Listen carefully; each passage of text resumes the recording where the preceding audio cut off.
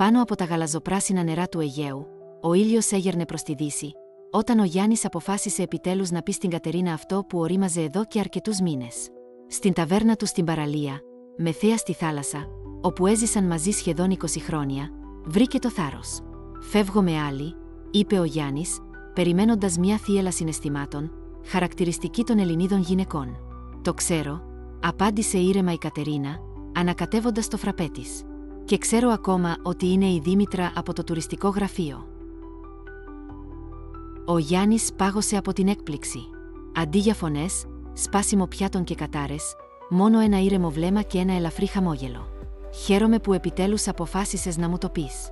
Ένιωθα άβολα μπροστά στη μητέρα σου, όταν μας επισκέφθηκε το Πάσχα. Γιατί να στενοχωρήσουμε μια ηλικιωμένη γυναίκα, ας περνούσαν τουλάχιστον οι γιορτές ήρεμα». Για τον Γιάννη, που ήταν συνηθισμένος σε συναισθηματικές σκηνές και έντονες αντιπαραθέσεις, τόσο χαρακτηριστικές για το λαό του, αυτή η αντίδραση ήταν εντελώς ακατανόητη. Πού ήταν τα δάκρυα, πού ήταν οι κατηγορίες, πού ήταν οι απειλές να το πει σε όλη την οικογένειά του στην Κρήτη. Η σχέση του με τη Δήμητρα ξεκίνησε κατά τη διάρκεια ενός φεστιβάλ στη Θεσσαλονίκη. Στην αρχή ήταν απλώς φλερτ με ούζο μετά τη δουλειά, έπειτα κοινή περίπατη στην παραλία, και μετά. Η Δήμητρα, νέα και φιλόδοξη, γρήγορα άρχισε να απαιτεί περισσότερα. «Η αφήνει στην παλιά σου ζωή, ή θα τα πω όλα όχι μόνο στην Κατερίνα, αλλά και στον ιδιοκτήτη της ταβέρνας σας. Ας δούμε πως θα σου αρέσει να χάσεις και την οικογένεια και τη δουλειά σου ταυτόχρονα», έλεγε, διορθώνοντας τα μακριά μαύρα μαλλιά της. «Πότε σκοπεύεις να πάρεις τα πράγματά σου?» ρώτησε η Κατερίνα τόσο συνηθισμένα, σαν να ρωτούσε πότε θα φέρουν τα καινούρια τραπεζομαντίλα για την ταβέρνα. «Τι έγινε, τόσο ανυπομονείς να απαλλαγείς από μένα?»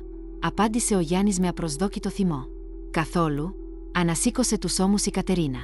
«Απλώς η Δήμητρά σου δεν θα της αρέσει αν καθυστερείς. Και έχω κι εγώ σχέδια για το μέλλον, και εσύ απλά με εμποδίζεις». «Τι σχέδια μπορεί να έχεις?» ρώτησε ο Γιάννης με εμφανή εκνευρισμό. Η Κατερίνα τον κοίταξε με ένα μακρύ βλέμμα, που τον έκανε να νιώσει άβολα. «Γιάννη, μόλις μου είπες ότι με παρατάς για μια άλλη, και ξαφνικά σε ενδιαφέρουν τα σχέδια μου», χαμογέλασε ηρωνικά.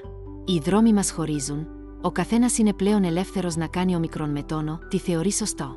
«Περίεργο, δεν είναι καθόλου αναστατωμένη. Ακόμα και χαμογελάει». Αυτή η σκέψη ενόχλησε δυσάρεστα τον Γιάννη. «Δεν έχουμε ακόμα χωρίσει», παρεμπιπτόντως, παρατήρησε. «Και εσύ ήδη κάνεις σχέδια. Δεν είναι λίγο νωρίς?» «Έχω ήδη καταθέσει αίτηση διαζυγίου την περασμένη εβδομάδα», απάντησε ήρεμα η Κατερίνα. «Οπότε τώρα είναι απλά θέμα χρόνου.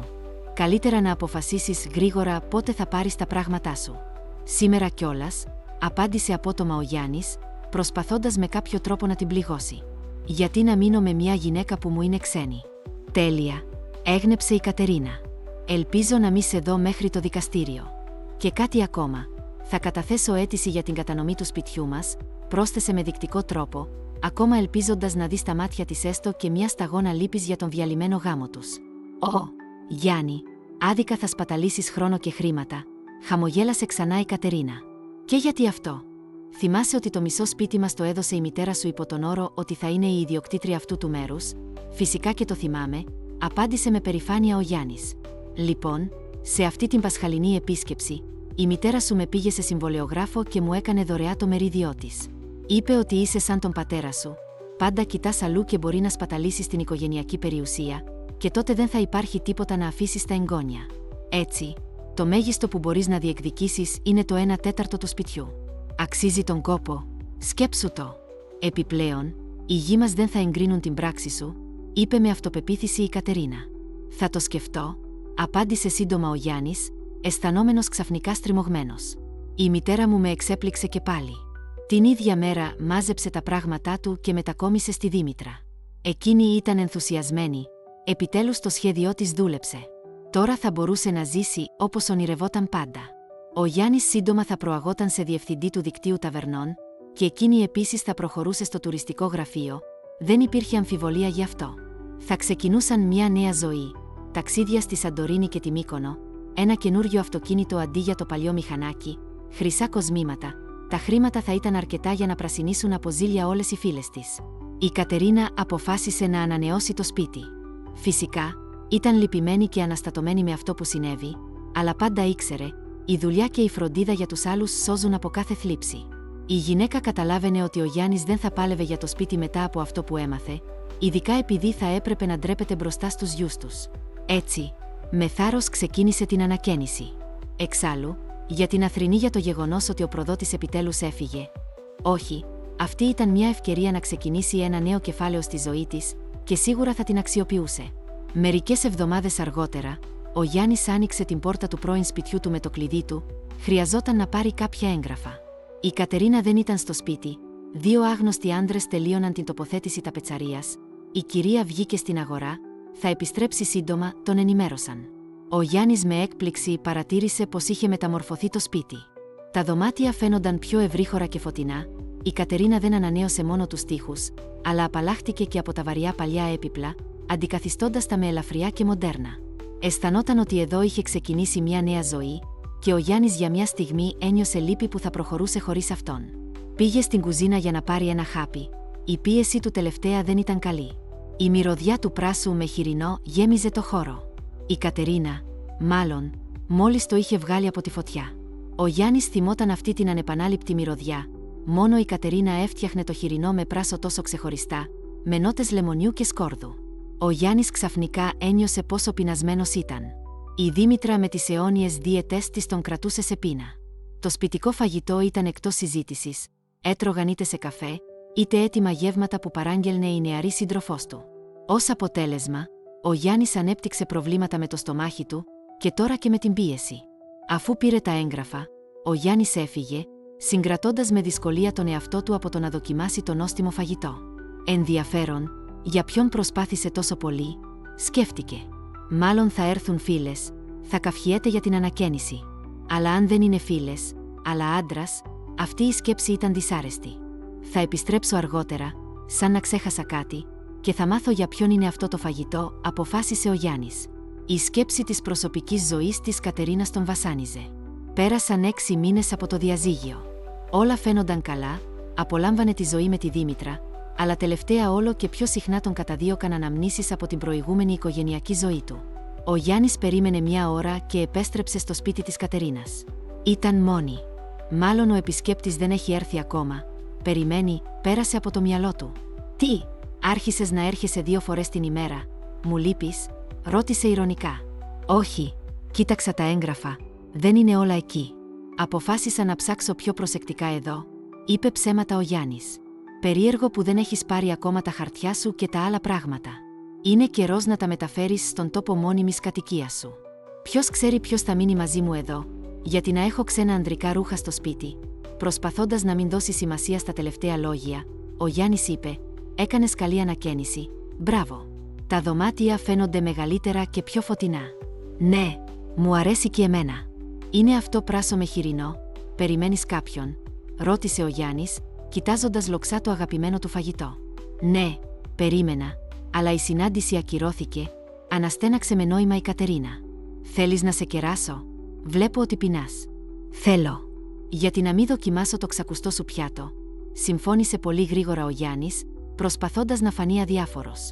Η Κατερίνα κάθισε τον πρώην σύζυγό της στο τραπέζι και τον κέρασε όλα όσα είχε ετοιμάσει για τη συνάντηση με τις φίλες της.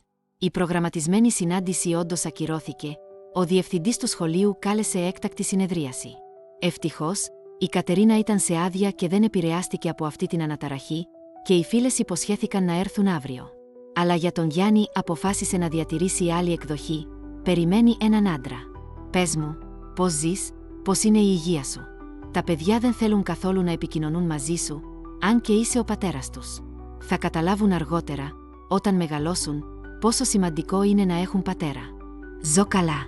«Ω, τι νόστιμο, Κατερίνα», είπε ο Γιάννης, χωρίς να σταματά να μασάει. «Και η υγεία σου? Τι να πω για την υγεία? Στην ηλικία μας όλοι έχουμε κάποια προβλήματα, και εγώ δεν αποτελώ εξαίρεση. Το σημαντικό είναι να μην απογοητευτεί η όμορφή σου από σένα», χαμογέλασε με ηρωνία η Κατερίνα. «Δεν θα απογοητευτεί, γιατί να συμβεί αυτό? Είμαι ακόμα στα καλύτερά μου». Ο Γιάννης για κάποιο λόγο θυμήθηκε τη Δήμητρα με αντιπάθεια. Τα συνεχή παράπονα για την έλλειψη χρημάτων για διάφορες πολυτέλειες είχαν ήδη κουράσει αρκετά. Πάντα πίστευε ότι κέρδιζε καλά, αλλά δίπλα στη νέα γυναίκα του δεν του φαινόταν έτσι, τα χρήματα καταστροφικά δεν έφταναν για τίποτα. Το τηλέφωνο της Κατερίνας χτύπησε, Στην οθόνη εμφανίστηκε το όνομα της φίλης της Ελένης. «Ναι, σε ακούω», απάντησε με βελούδινη φωνή. «Χαίρομαι που σε ακούω». «Όχι, όχι, δεν είμαι καθόλου απασχολημένη, για σένα έχω πάντα χρόνο. Αγάπη μου». «Κατερινάκη, τι παράσταση έστησες, ο Γιάννης είναι εκεί, έτσι?» Μάντεψε γρήγορα η Ελένη. «Ναι, μου έλειψες πολύ, πολύ», συνέχισε η Κατερίνα. Κοίταξε τον Γιάννη. «Συγγνώμη, θα πάω στο διπλανό δωμάτιο, έχω προσωπική συζήτηση». Η Κατερίνα βγήκε από την κουζίνα και συνέχισε την παράστασή της, ξέροντας ότι ο Γιάννης θα την ακολουθήσει και θα κρυφακούει. Το ίδιο βράδυ η Δήμητρα την πλήρωσε. Ο Γιάννης φώναζε τόσο δυνατά που οι τοίχοι έτρεμαν στον οικιασμένο διαμέρισμά του στο κέντρο της Θεσσαλονίκης. «Ποιο κολλιέ με σμαράγδια. Ποιος νομίζεις ότι είμαι, εφοπλιστής ή μεγιστάνας του πετρελαίου. Συνέλθε. Γιατί σου χρειάζονται τέτοια κοσμήματα? Δεν πας σε βασιλική δεξίωση, από όσο ξέρω. Πήρες ακριβό αυτοκίνητο με δάνειο. Γιατί σου χρειάζεται τέτοιο αυτοκίνητο? Εξήγησέ μου». «Γιάννη, ηρέμησε, σε παρακαλώ. Γιατί είσαι τόσο αναστατωμένος, δεν καταλαβαίνω», απόρρισε η Δήμητρα. «Κι όμως, ποια είσαι εσύ για να ξοδεύεις τόσο τα χρήματά μου? Μου έκανες παιδί? Όχι. Ή μήπως είσαι τόσο καλή νοικοκυρά που δεν βρίσκεται σε όλη την Ελλάδα? Επίσης όχι. Και στο κρεβάτι, για να είμαι ειλικρινής, είσαι μέτρια», την αποτελείωσε ο Γιάννης. «Ξέρεις, αυτό είναι πλέον υπερβολικό». «Όχι, δεν είναι ακόμα όλα. Τι έχουμε για δείπνο απόψε?» «Τίποτα, όπως συνήθως». «Ακριβώς. Εκείνο το βράδυ κατάφεραν τελικά να συμφιλιωθούν. Η Δήμητρα δεν ήθελε να χάσει το χρυσό εισιτήριο της. Αλλά από εκείνη την ημέρα κάτι έσπασε στη σχέση τους. Ο Γιάννης όλο και πιο συχνά θυμόταν την προηγούμενη οικογένειά του, τους γιους του, που αρνούνταν κατηγορηματικά να τον συναντήσουν ή ακόμα και να μιλήσουν μαζί του στο τηλέφωνο. Ένα βράδυ, όταν η Κατερίνα ετοιμαζόταν να πάει σε μια θεατρική παράσταση με μια φίλη, ήρθε και ζήτησε να επιστρέψει. «Δεν μπορώ να ζήσω εκεί χωρίς εσένα, δεν μπορώ χωρίς τα παιδιά. Θέλω όλοι να με συγχωρήσετε, και εσύ και εκείνη», είπε ο Γιάννης με μετανιωμένη φωνή. «Καλό που κατάλαβες πόσο άσχημα φέρθηκες στην οικογένειά σου. Ίσως αυτό να σε βοηθήσει στο μέλλον. Άλλωστε δεν είσαι ακόμα γέρος, Γιάννη, και μπορείς να φτιάξεις τη ζωή σου. Αλλά εγώ δεν σε χρειάζομαι πια, όλα τελείωσαν, η αγάπη έχει φύγει», του απάντησε η Κατερίνα. «Κατερίνα, συγχώρεσέ με. Τα παιδιά, ίσως, να σε συγχωρήσουν με τον καιρό. Εγώ σε έχω ήδη συγχωρήσει και αφήσει πίσω, αλλά εδώ, δυστυχώς, δεν έχεις πια θέση. Οπότε βρες στέγη αλλού. Έτσι ζουν ακόμα χωριστά». Η Κατερίνα μόνη. Της αρέσει, χαίρεται την ελευθερία που απέκτησε, ταξιδεύει πολύ στα νησιά, έχει γραφτεί στη γιόγκα, πηγαίνει για κολύμβηση 2 φορές την εβδομάδα. Είναι ευτυχισμένη στον καινούριο της κόσμο. Ο Γιάννης είναι επίσης μόνος, ελπίζει ότι κάποια μέρα η Κατερίνα θα τον καλέσει πίσω.